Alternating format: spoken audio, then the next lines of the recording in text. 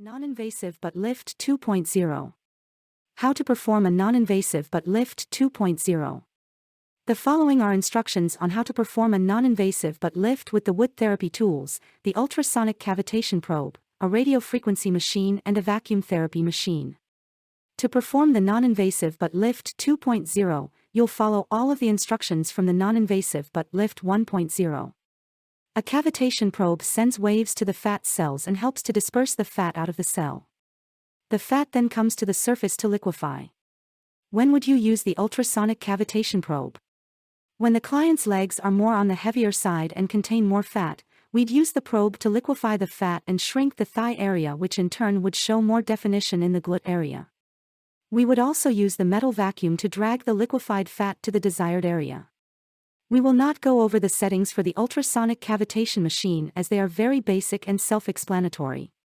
After you have cleansed the area, apply ultrasound gel to the work area so that the probe may glide smoothly. When using the ultrasonic cavitation probe for the butt lift, move the probe in a clockwise motion around the entire upper thigh area. You'll use the probe for a total of 10 minutes, 5 on each leg. Next, you'll be using the metal vacuum tool to drag any broken down fat deposits towards the glute area. You'll do this for about 3 to 5 minutes on each leg. After using the vacuum tool to drag the liquefied fat to the glute, you'll then move on to the cup placement and begin the 30-minute vacuum therapy butt lift. Cup placement will still depend on your client's desired look. Once the machine stops, remove the cups and set them aside. You'll then wipe any excess oil off of your client's thigh and glute area. It is very important that you completely remove any excess oil so that your radiofrequency probe works properly and may glide smoothly. We will not go over the settings for the radiofrequency probe as they are also very basic and self-explanatory.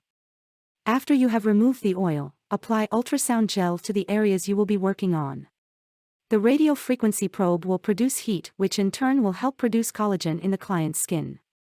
Move the probe in a clockwise motion around the entire upper thigh area, specifically focusing on the cuff of the glutes. You'll use the probe for a total of 20 minutes, 10 on each leg.